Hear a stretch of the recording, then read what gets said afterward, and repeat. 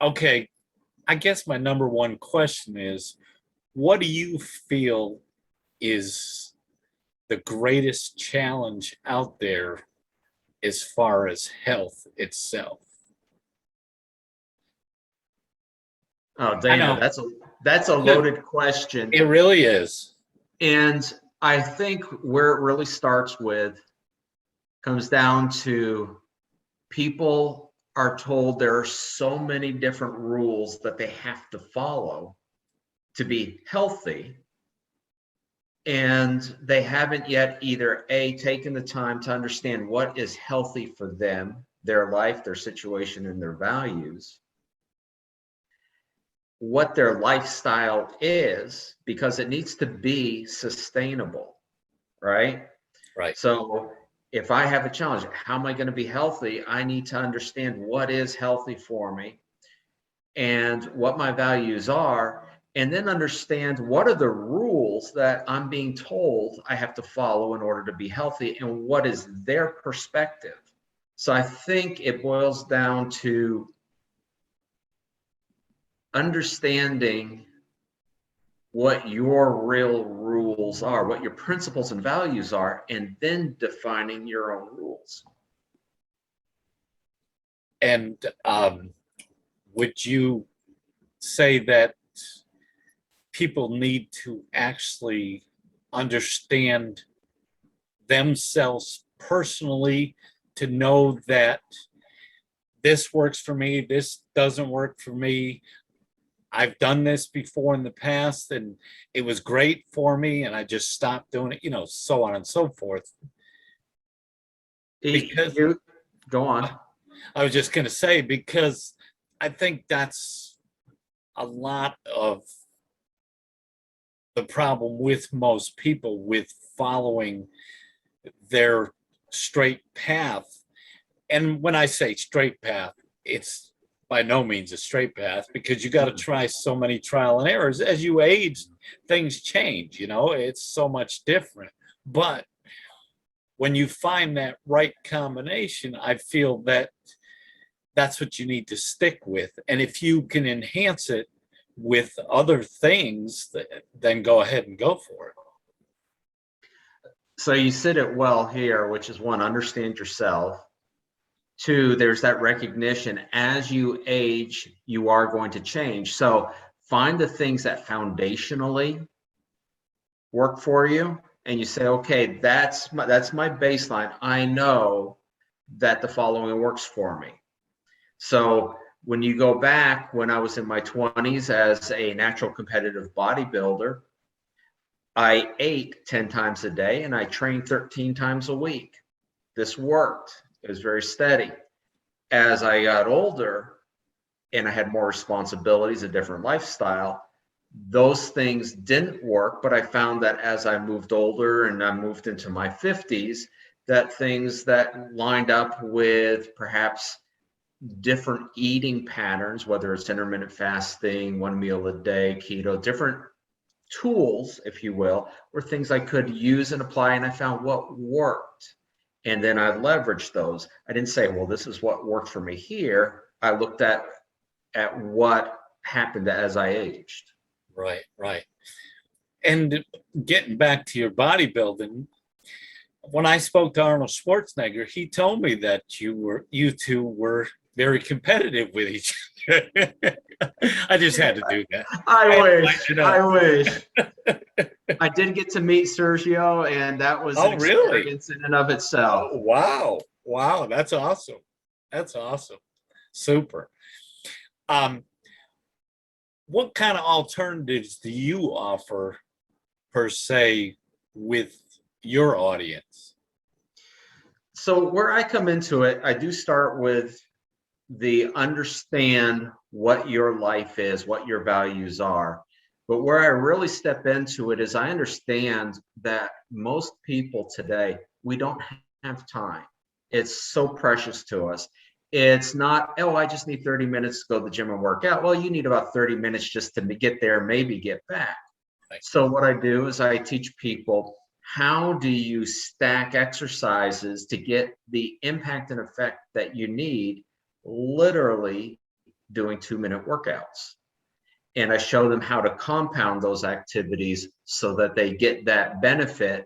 And at this point in my life, I haven't been to the gym for a few years. Oh, wow. And I'm not having to go because I've learned, matter of fact, I'm just going to twist this right here. You can literally see my workout equipment because I can take the bands and I can work. I know how to leverage these things together to get the workout that I need so that I'm fit and I'm healthy. And you can see that on my channel. I'm doing my bicep shot and things like that. So A is the crunching the workouts, and then B, understanding from a nutrition perspective, because so many people get caught up on a diet wagon. Oh, I fell off the diet wagon. Haven't we all been there, right? Oh, yes. Let's burn the whole diet wagon thing. Let's get rid of it and let's learn how to eat in a sustainable way that meets your goals. Now, there's more to it that needs to be done, such as I believe what you get into, things like sleep. How does that really impact? How does that play into it? There's a broad range of what it does, and we each bring skills into that. And I guess that would be one of my next questions is, how do you feel sleep is as far as an importance in your health regimen itself? Do you think it's at the top of the list? Do you think it's medium? I mean, I laugh a little only because you're asking me, what do you do with 1/3 of your whole life, Chris? Right. It's up there with, I have to breathe every day. I have to drink water almost every other day. You go 3 days without water, a week without food. How long can you really function without sleep? That's right. Because we all know what they say is rule of thumb, between 7 and 8 hours is usually, and to me, that's a perfect lifestyle for an elite athlete, whatever. But for a majority, I don't think most people get more than 6 to 7 hours, if lucky, nowadays, on an average. And I would ask you actually on this, Dana, is what level of quality sleep is actually happening? How many times are you waking up not truly sleeping through the night? Because that has to play into what's happening and dealing with it, and understanding if you're dealing with ambient noise or lights or there's so many things that can contribute to your sleep, right? I mean, room temperature, there's a list and a half of what you can really do to sharpen that, isn't there? Yes, there is. And I guess adding to that, do you take medication to help you sleep? Do you meditate? Do you read a book at night? So on and so forth. As for myself, I do get up in the middle of the night. It was at a time where I never would. I would sleep straight through, and I was solid as a rock. But I mean, of course, as I've gotten older, like I say, it's changed. It definitely has changed.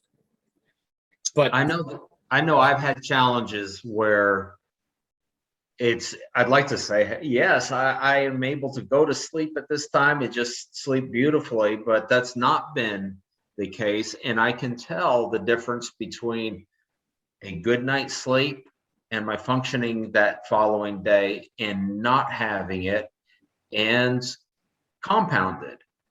Right. And I first, just to say that your video is stuck again. I'm not sure, but it shows you smiling, and it stayed like that all this time. But anyways, what specific group do you deal with? Is it a specific group? I mean, is it male, female, a certain age group? Good question here, Dana. And while the principles are something that can apply to a broad range, typically what I find is that when you're in your late 40s, your 50s, your 60s, you've gone through substantial changes. Right. And you're just finding your time is even more compressed. They're just the level of responsibilities. Whereas I enjoyed going out to the gym when I was younger, it's like that's not as high on my priority and my value list. I work out now because I understand what resistant exercise does for my bone density, for my ligaments, for my health. So I work out with a different intent. And what I find is as you move forward in years, you're looking to find those not high impact exercises that are going to give you the return in minimal time for the effort that you're putting in. Right. And I guess we can both agree that maintaining some form of regular exercise, as you say, low impact, is considered even that much greater for you as you are aging, because things start to change. I mean, your skin gets creepy, your bone density changes, your muscle changes, your fatigue is even that much more, blah, blah, blah. We could probably ramble on this because yes, the days where you go 3 days without sleep and you're great. right. No, I need my sleep, and I don't just catch up with a quick nap afterwards. Right. Understand. And and then on top of it, would you say that stress is definitely a big factor today in society itself, especially when it comes to maintaining your health? Oh, yes. And not only is that stress maintaining your health, but it's a negative impact because you get it. So what do people do? One of the more common things you've heard is stress eating. But if you're learning that, hey, I can be sitting here at the desk talking with you. Now you can't see my shoulders, but you might, if you watch the light, be able to see. I literally can be doing an exercise right here, or I can take a moment right here, even if I'm on a call, and able to use these exercises 2 minutes and just drain that stress out of the body. You may have to click your video on and off so I can see your shoulders. Because like I say, that all it is a still picture. It's not. There you go. So you came back. Okay. Not that I was worried about it, but I mean, it was just, that's what it was doing. Yeah. And I really like that part that you are offering that, because there are so many people out there. Because I mean, you probably could find millions, if you really think about it, that need that, truthfully. If not millions, I mean thousands, because I am definitely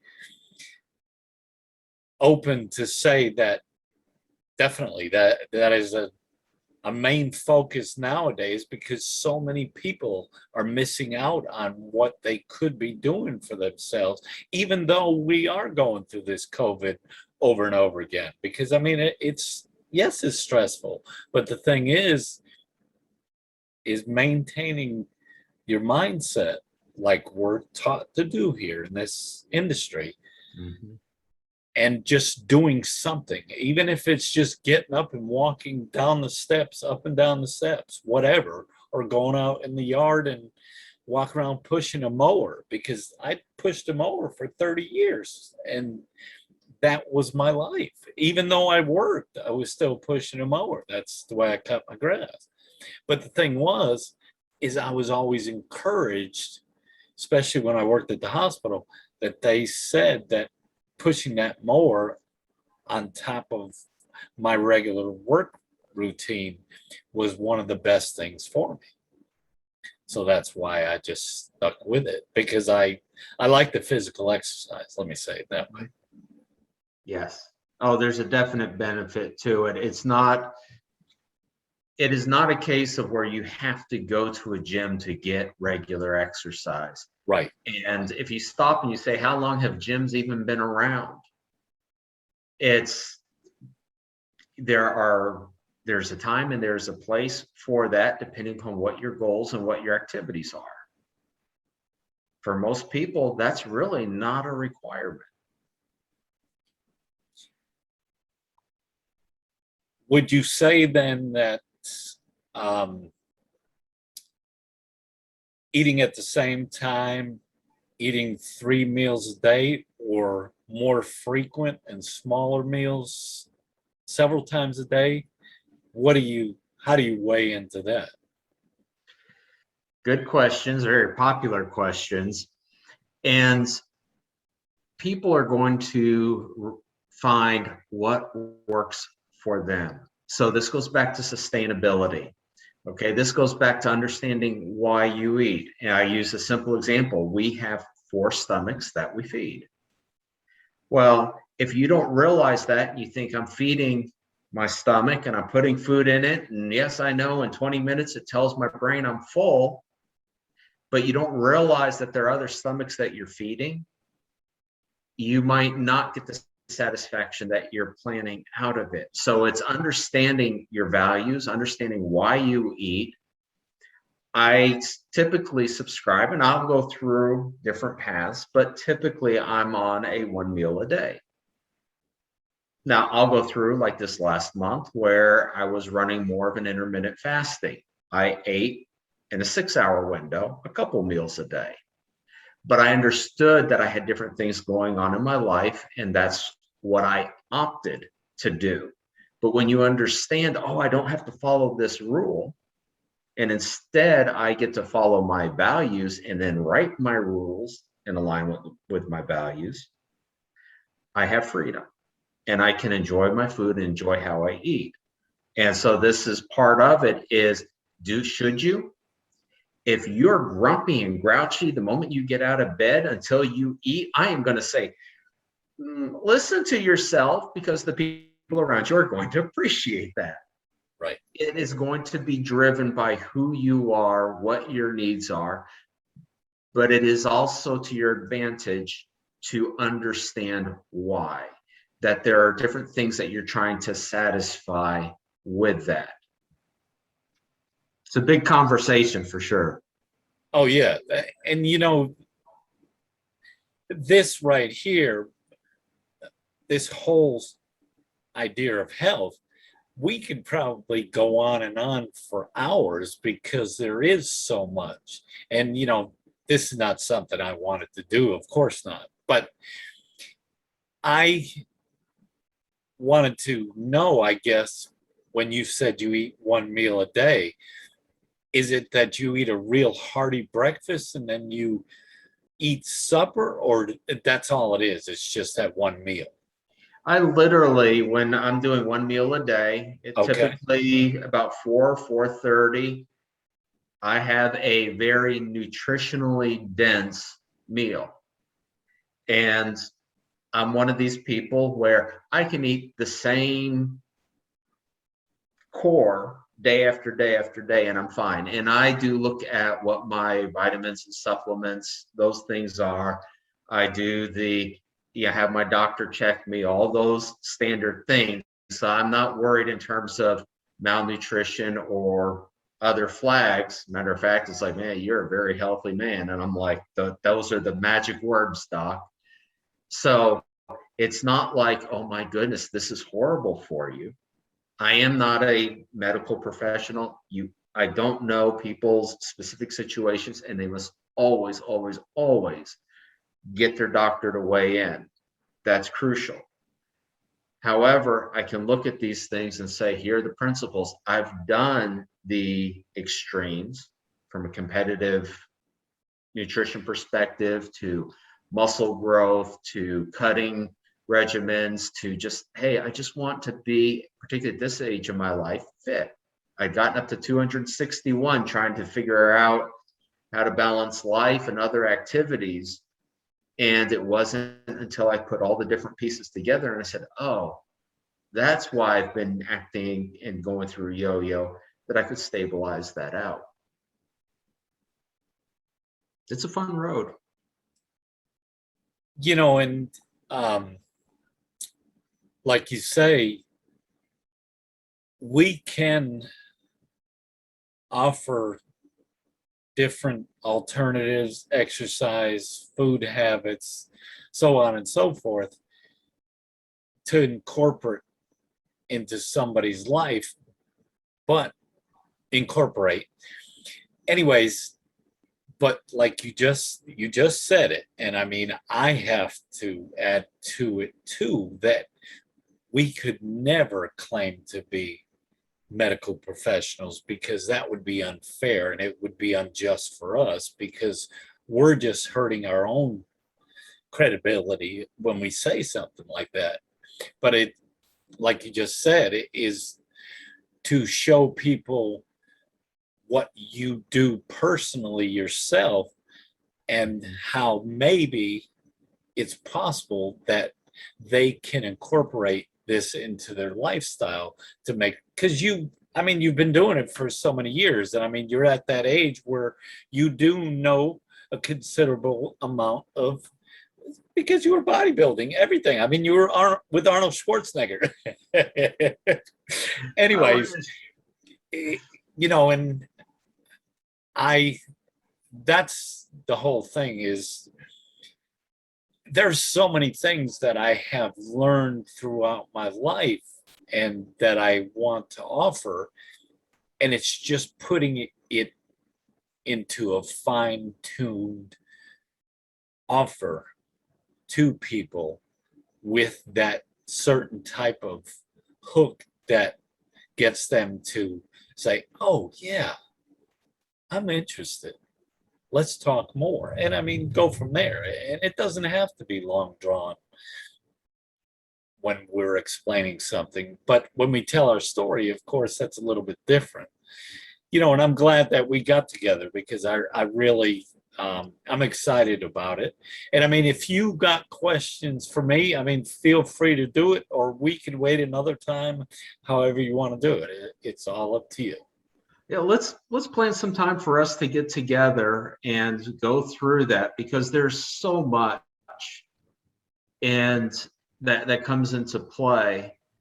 And that way, as people come in and as they're listening to these things, they're able to say, okay, let's talk a bit about sleep. Let's talk a bit about mindset, about how do you deal with stress. Let's talk about how do you look at how to eat? How do you look at how to exercise? How do you deal with leveraging each of these and the role that it plays? Like, some people, oh, you should work out just before you go to bed. Don't work out just before you go to bed. This is when you should eat. This is how often before. So there's a lot of discussion out there. Some of it, though, unfortunately, is just experiential, and it doesn't also bring in that there's good scientific basis for these reasons. Right. And so I think that's a good opportunity that gives people that time to say, okay, look, this does make a difference. Where you stop and you look and realize there are scientific studies that show here's the best temperature range for getting an optimal sleep. And a difference of 2 or 3 degrees can mean that you sleep better. Absolutely.